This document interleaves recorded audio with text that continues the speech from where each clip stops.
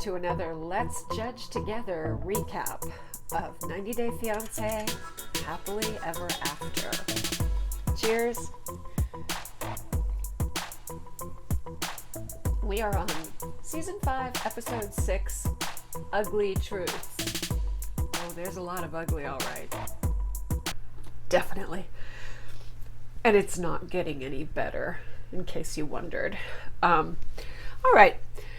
First of all, let me just say that Jess and Colt have their own room. Hey, cheapo. I'm sure this was staged. TLC was paying for your flights and for the hotel. So that was not real. There's no way anybody would think this is a great idea to have my mother on the other side of this little tiny room of the room where we're going to be banging all night. Because we all have to hear about how, Larissa's really... oh my God, Larissa. I said Larissa. Oops. We all have to hear about how Jess is really loud when they have sex. And once again, I don't ever want to hear the word sex come out of Colt's mouth, because it makes me have to briefly think of the horror. Anyway. No! No! No! No! No! No! No! No! No! No! No! No! No! No! No! No! What? No! No! So, they've moved into their own room. Debbie has her own room. She's had a good night's sleep to recover from the flight. And surprisingly, she's still a nightmare. She's still unhappy and miserable. And she's going to criticize everything about Jess. Especially the idea of them having children. Because then she would have to do the unthinkable, which is share her son not just with a woman who is, women are disposable. Wives are disposable. Children are not. So yeah, that's what kind of a grandmom Deb would be.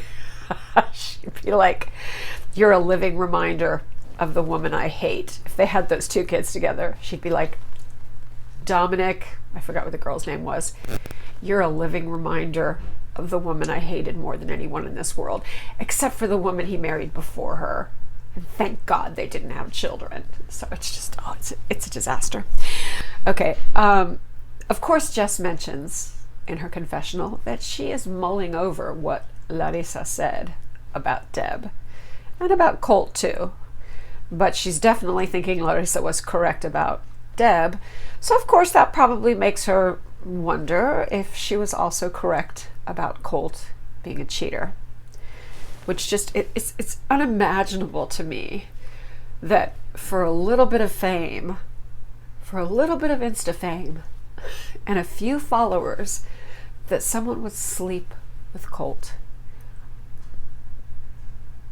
Life is a mystery. Yeah. Jess says, my family is very happy. They're very happy people. And I'm thinking, oh my God, Deb will fit right in. They're going to love her. They are going to love her. It's going to be a hoot. It's going to be a hoot. I can't wait to see them all get together. Yeah, I'm going to hurl if they keep talking about having sex. I can't handle anymore. Stop it. Get some help. The mochi sex is just, it's too much for me. I need another drink. Or rather, another sip. Okay.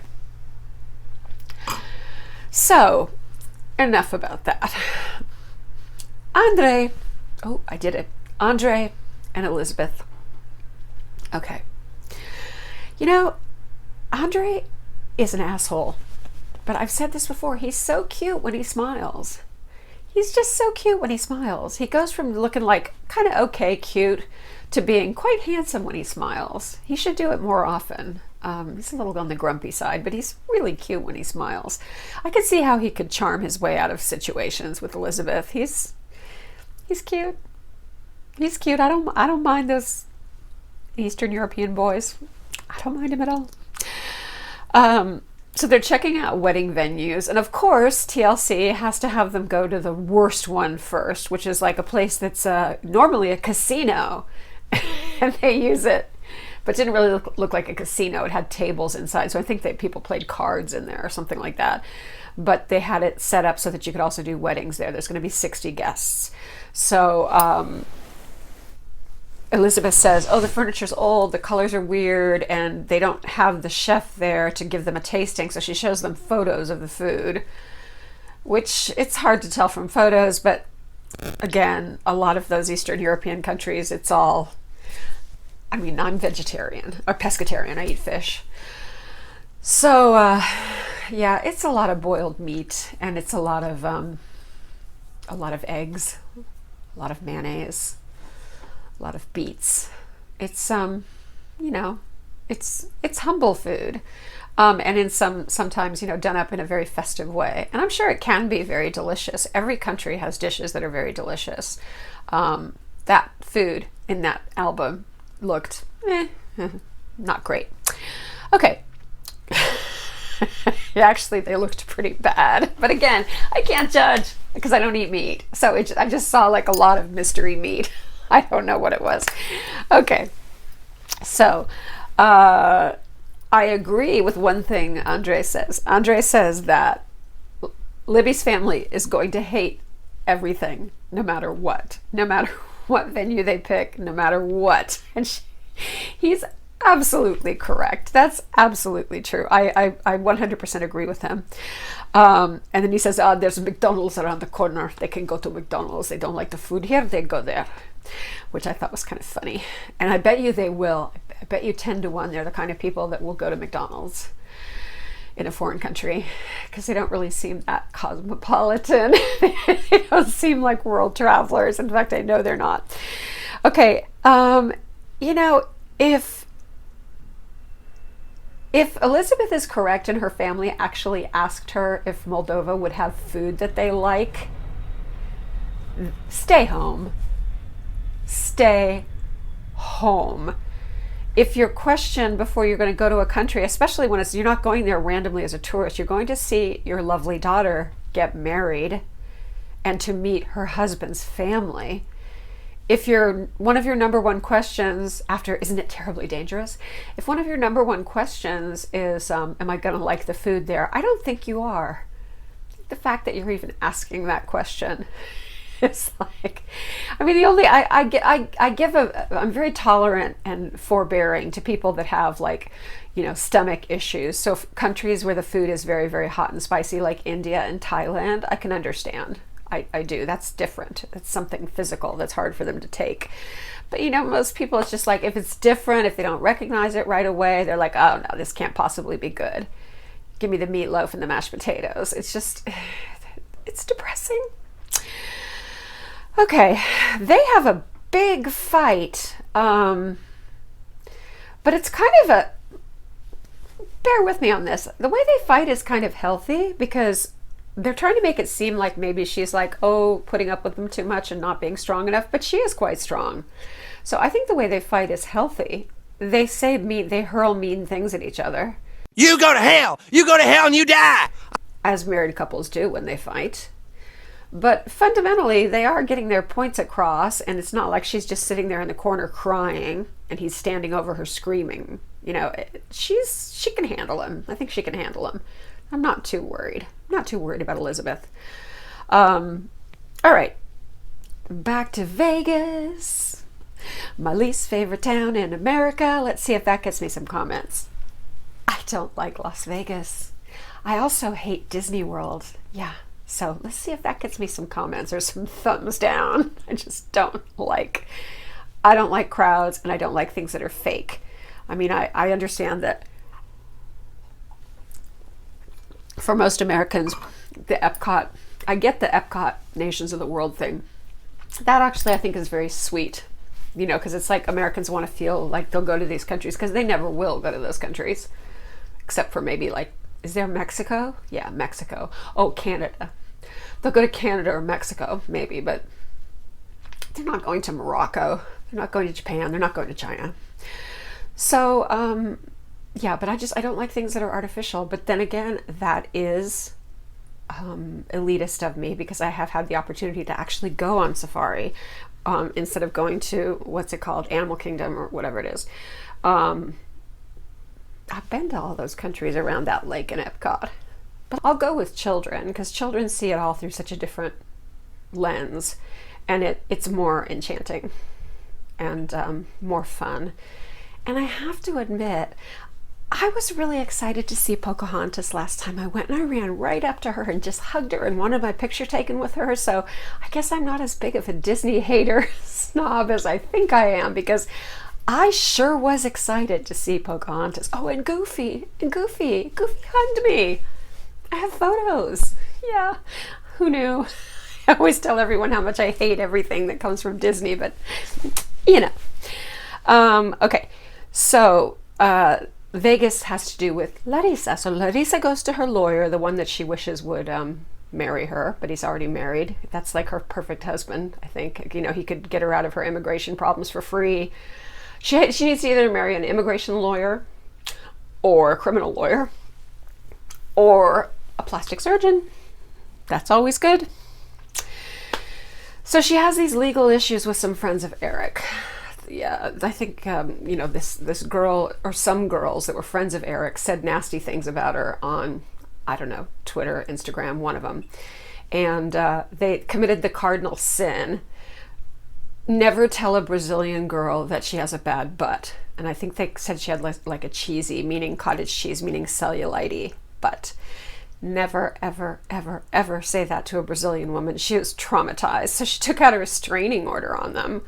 Not exactly sure how that helps with posting things on Twitter and Instagram, but anyway, yeah, she actually took a restraining order out on them. And even though that is something that she did and someone did not file charges against her, it doesn't look good. All of these things are on her record. So the fact that she has 3 criminal, I believe, not misdemeanor, domestic battery charges. I mean, sorry. Yeah, it wouldn't be a misdemeanor. They must be criminal charges for the domestic battery. And she's trying to get it reduced to disorderly conduct, which I think would be a misdemeanor, or at least a very low level felony. And now she has this, you know, she had problems with other people. She took out a restraining order, so it makes her look like trouble. And you know, they're not trying to let you in. They're trying to not let you in. If you don't have millions of dollars and you're not sailing up on your yacht from Monaco asking to live in America for a while, things are tough. They want to look for ways, you know, to get you out. Brazil is by no means some kind of favored nation. No, and she doesn't have any skills that America needs. You know, she's not like a code writer from India. What does she do? She is learning how to be a stripper. And she knows how to scream and fight and get plastic surgery procedures. And her skill set is limited. So she was not considered such a desirable candidate to become a citizen. She definitely needs the help of a man. And of course, she thinks that man is going to be Eric, but everyone's worried because the volatile relationship between her and Eriki might lead to him pressing charges on her again. And boy, if she got just one more, or if he even put a restraining order out on her, or anything more on her record, she's going back. She's going right back to Brazil. So, anyway. So, her roommate, Carmen, wants her to stay away from Eric. And when she realizes that's not going to happen, she tells Larissa, well, get out. I guess she's been living with Carmen. I think she's been living with Carmen rent-free, and Carmen helped pay her bail. Carmen's been like her only true friend, I think, in all this, and she's throwing her away because, you know, I guess she wants to watch RuPaul's Drag Race with Eric and read The Queens for Filth. I don't know. I don't really know. But anyway, I guess it's like he's a warm body. He's American. He's not ugly for her to look at across the table. So good enough. Good enough. Angela and Michael. Okay. Oh, Lord in heaven above. Ugly Angela's back. Jerry Springer Angela's back in full force. She's angry because this is so staged. I call so fake on this scene.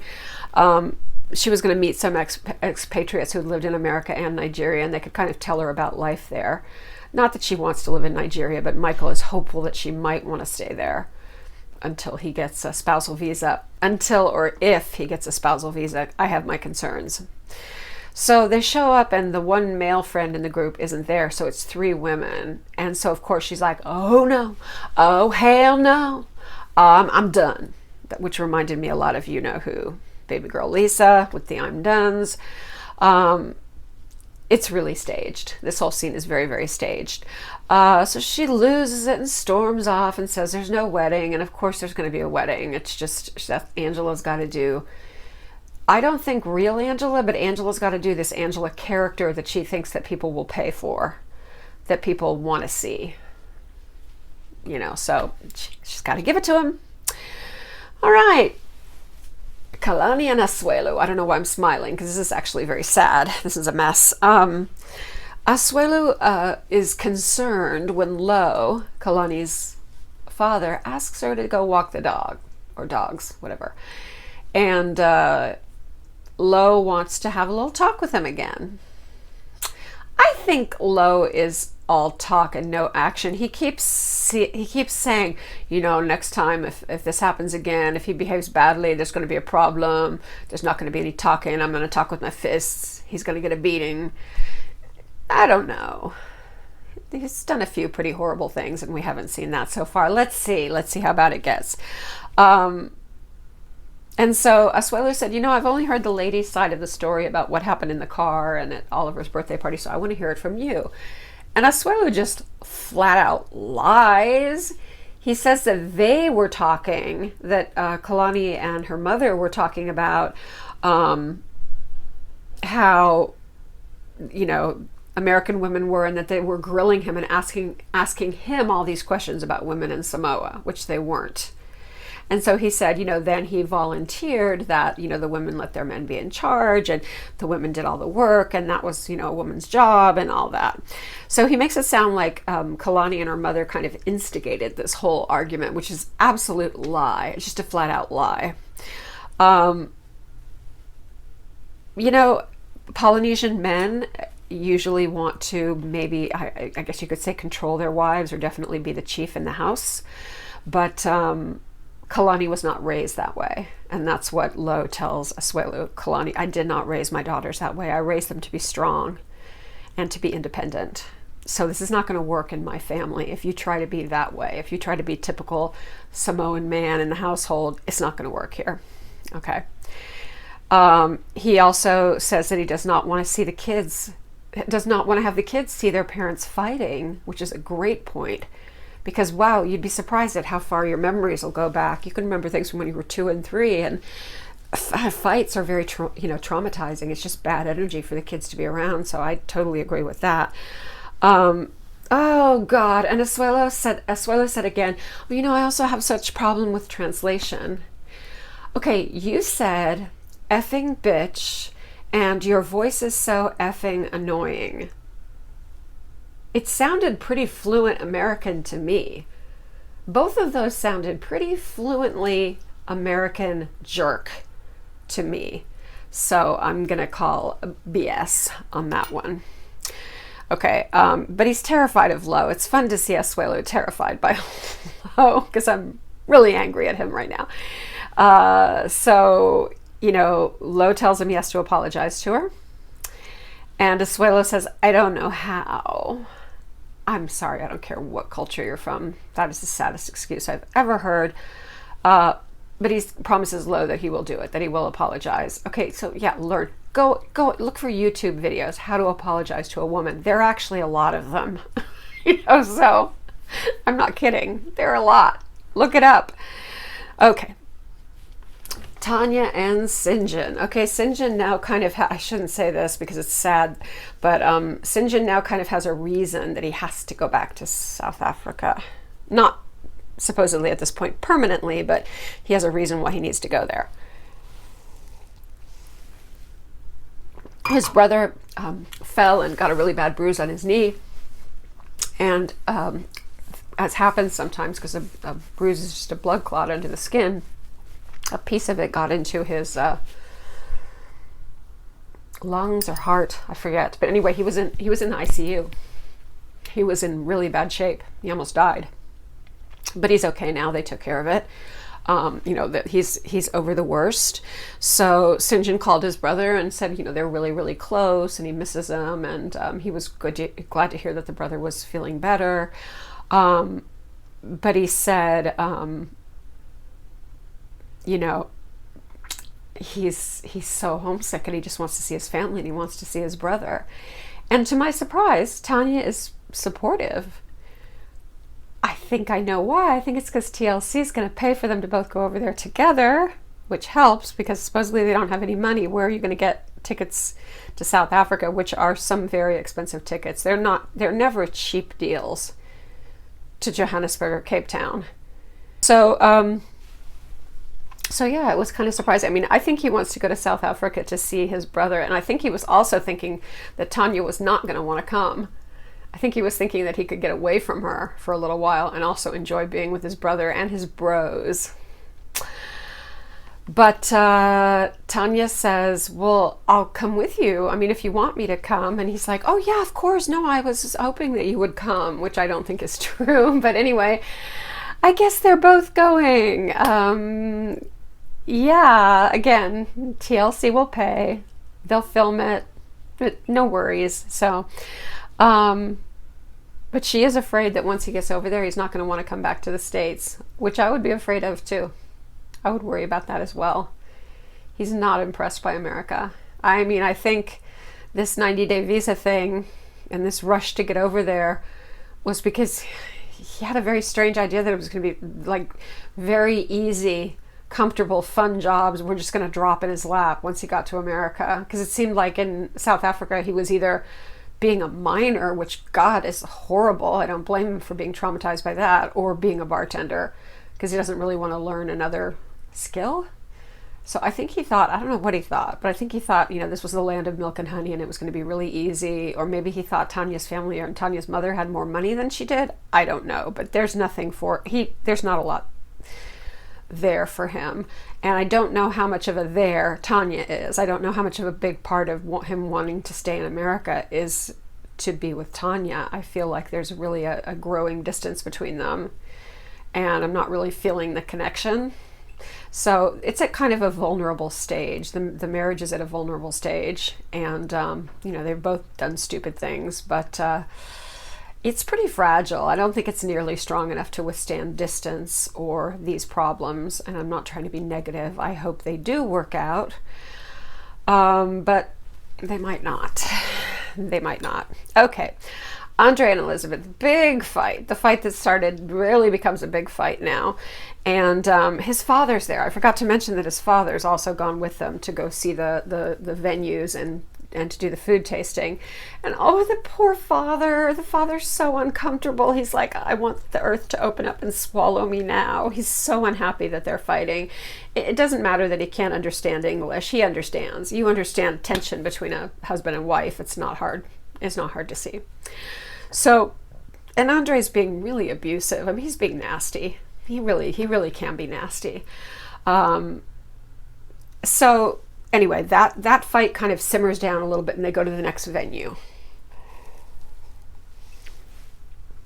And of course, the next venue is perfect. First we had to see the dumpy one and go, oh no, the wedding's going to be a disaster. And then mysteriously, the second one is perfect. Everything about it is perfect. She loves it. So they take that one. They do a tasting of the food. It's a lot of exotic stuff that she's not used to, but she thinks it tastes good. And once again, I have to say, Andrei needs to smile constantly. He's such a good-looking guy when he smiles.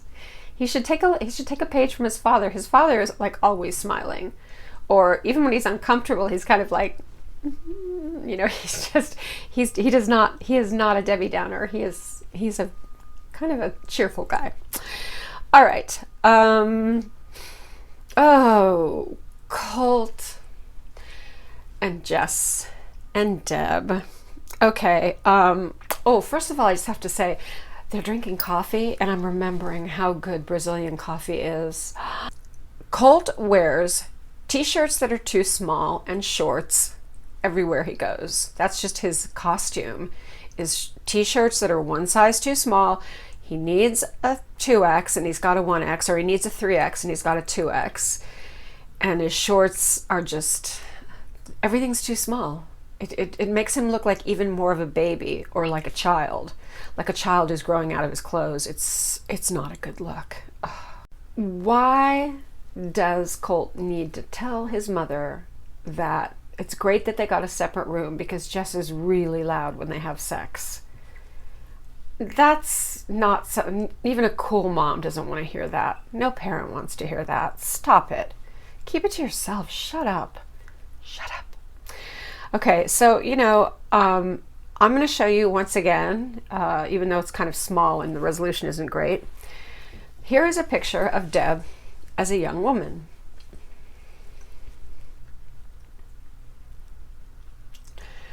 Here is a picture of Deb today. And this reminds me of an old saying that I think I learned from my mother, which is, as we age, we all end up with the face we deserve.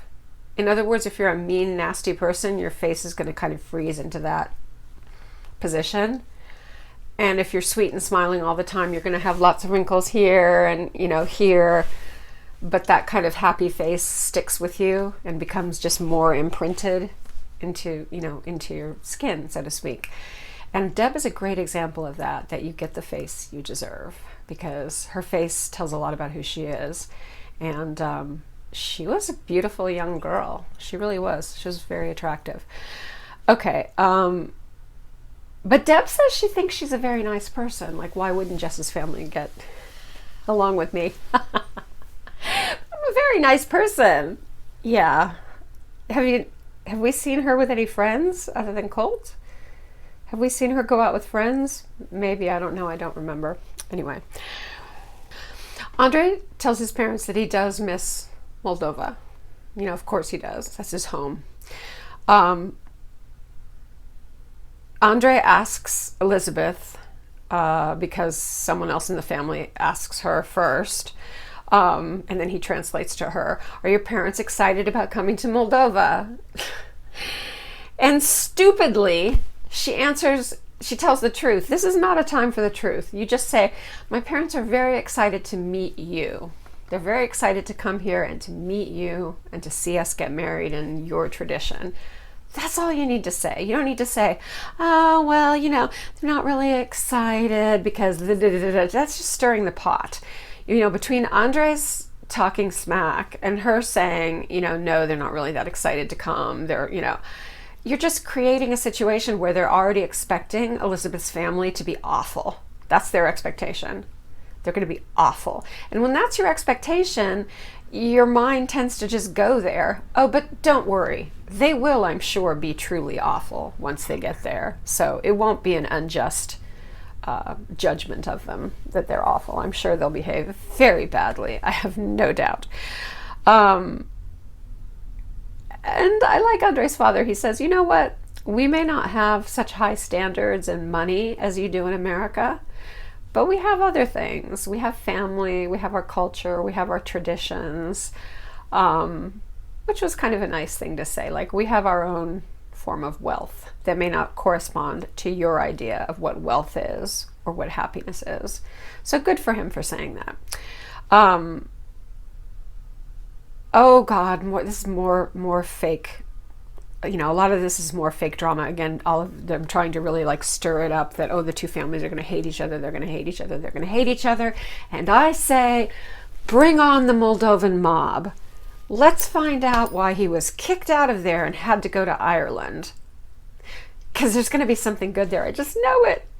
I'm sorry if I'm giving you false expectations. I keep saying this every single time about how, I bet Andrei was in the mob, or he got on the wrong side of the mob and they threatened his life and threw him out and they're going to come looking for him. And I don't know.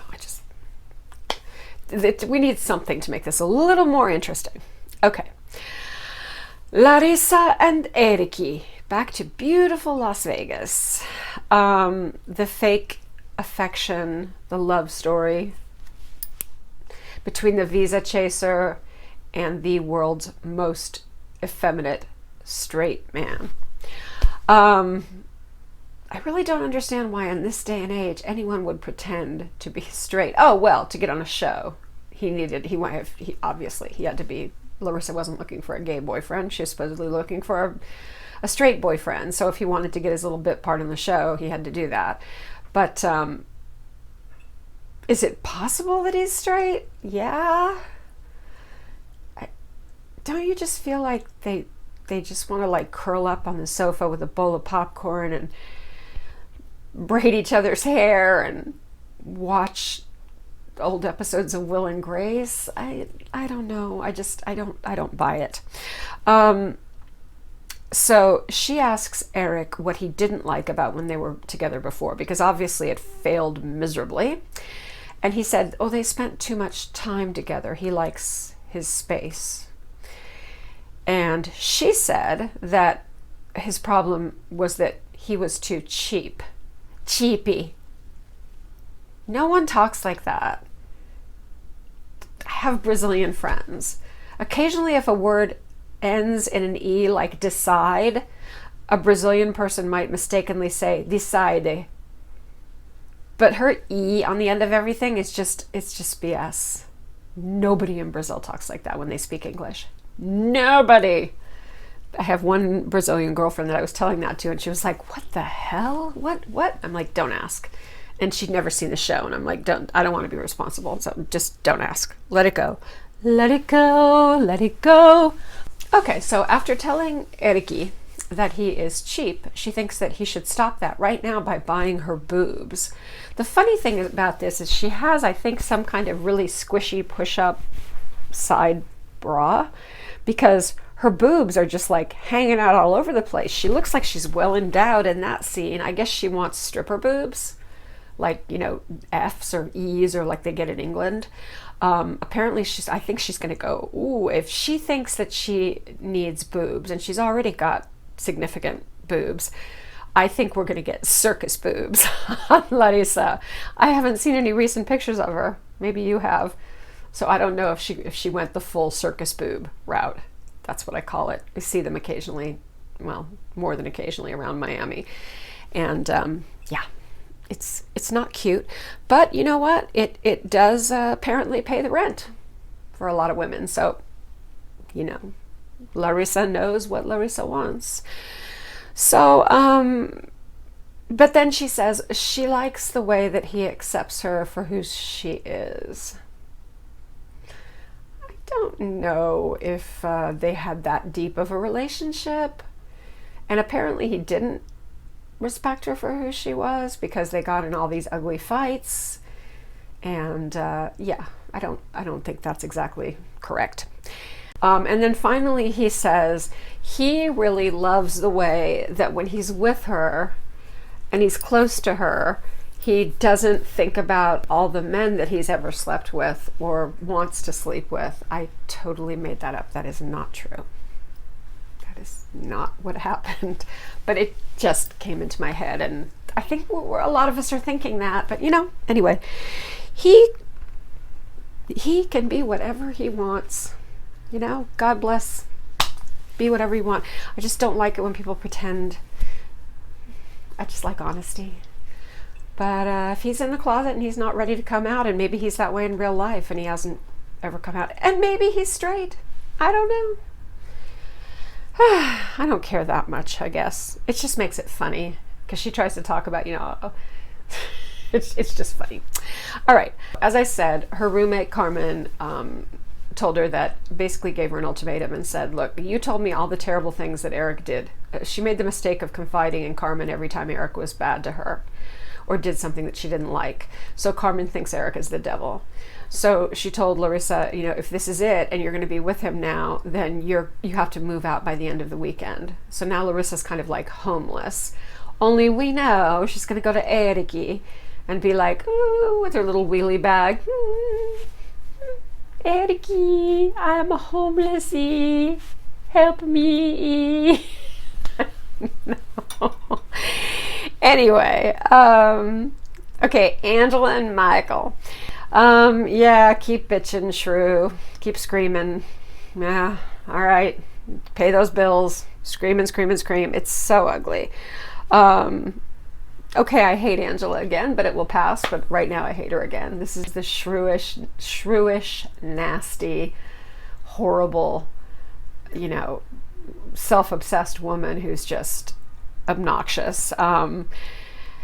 And I think it's scripted in a way, but she could also say, you know what, I don't want to do this anymore. I don't want to scream. This isn't really who I am anymore. So can I please, there's other ways we can make drama with this, which there is definitely other ways they can make drama with this. Can we not make the drama of me doing for the 20th time, Michael's been with a female and I can't tolerate it, so I've got to scream and throw things and smash a cake in his face and act a fool and, act a fool. Over half the population is female. So how does that work if she's really that jealous of any female? Like, regardless of how old or how she looks, no females are allowed around Michael. He can't be friends with them. He can't talk to them. He can't have contact with them. Just Angela. I mean, there is a whole lot of Angela there for him. It should be enough. But anyway. Okay, more screaming. Then Skyla calls to tell her that Mama's having signs of severe dementia. And as her mother is laying there slowly losing the ability to breathe, because I can tell you one of the things that has affected her mother's health was that she was a lifelong smoker. And as her mother is laying there, dying, basically fighting for breath, on oxygen, Angela lights up another cig. It's like a family disease. It's so weird to me. People will be dying in the hospital of lung cancer or COPD, and they will be sneaking cigarettes. That's how addictive they are. More addictive than heroin. Every study show nicotine is more addictive than heroin. So it makes me uncomfortable to even see people on TV smoke at all, but let alone Angela with her mother being in the situation she is. But anyway, these are also not people who think ahead that much. These are people that live in the moment. And when you live in the moment, you want to drink, you have a drink. You want a cig, you have a cig, whatever. You want to eat a bag of, what are they called? Whatever those Cheetos are that everyone loves. It's in the red bag. I don't know. You want a bag of those, you eat a bag of those. Eat two, whatever. Have a giant Slurpee. Go for it. It's all about the moment. Tomorrow may never come, so it's all about the moment. All right, now on to something beautiful. From the ridiculous to the sublime. Elisabeth's getting baptized, and the church is so beautiful, and the music, they don't have instruments usually. They just have a choir in those Orthodox churches, and they sing like heaven. It sounds like angels. It's so beautiful. The church is beautiful. The ritual is really beautiful. There's one thing, though, I have to call major BS on again, because I am the BS police, and I am here to judge. You, TLC, I see you, and I see what you're doing. She acts like she knows nothing about the ceremony. Apparently, she doesn't know what Google is.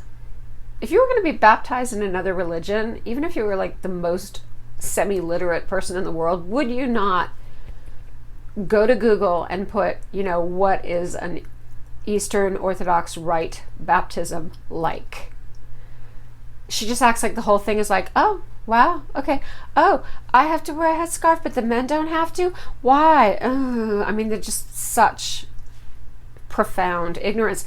But I don't know if it's real. Again, I don't know if, it seems highly unlikely that she would not know anything. But she sure acts like it. However, the ritual is beautiful. Andrei's very happy. I would say that you can't call this a conversion because she doesn't know a thing about it and she doesn't really care. She's not doing it of her own volition. She's doing it because Andrei wants her to, and Andrei's family wants her to, and because in order to have her wedding in the big, beautiful Moldovan Rite, Orthodox church, she has to have been baptized. And then I guess to have the baby baptized too, to have Eleanor baptized as well. She doesn't care. That's not a sincere conversion. When someone's just like, yeah, I got to do this. I want to marry this guy and he's super rich, so I'm going to convert and become a Jew. Oh, there's a lot of that. but their conversion is like he pays the rabbi a whole bunch of money and presto, hey, you go to the mikveh and you're a Jew in like 3 weeks. So anyway, yes, I'm judging, and I invite you to judge with me.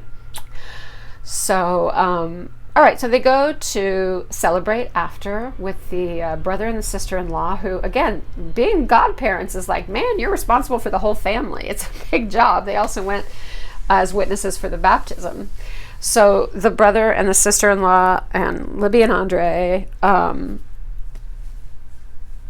all, are very, very happy that she's converted. The sister-in-law is really pretty. She's lovely. And she asks Libby, "Where's your cross?" He put a little cross on her when she came up from the water after being baptized. She was really sprinkling, but when she kind of stepped out of the basin that she was in, they put a cross on her. And I guess apparently that cross is like, it's like a huge blessing, and you're not supposed to take it off. And of course, what does she do? She immediately takes it off. So they're like, "Where's the cross?" And she was like, "Oh, no one told me I was supposed to keep it on," which is fair enough. How would she know? She doesn't know anything about this rite, supposedly. So, yeah, and then everyone kind of starts in on her about how she's a little sharp, like, "Well, you didn't tell me," to Andrei. "Why didn't you tell me?" And the brother and sister-in-law, you need to listen to your husband more.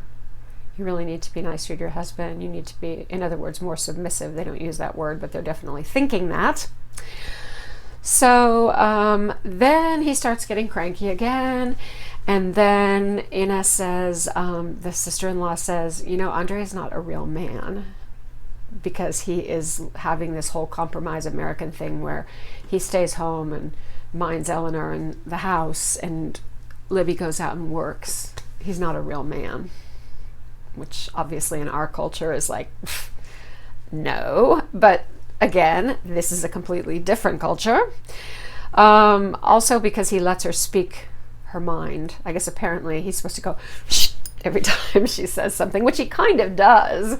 So it's really funny that by their standards he's being a wuss, when he's actually, we think he's being quite, domineering. But by their standards, he's not being a real man. He's not being a real Moldovan man. Okay, and again, Libby asks him, "Well, how come only women have to wear headscarves?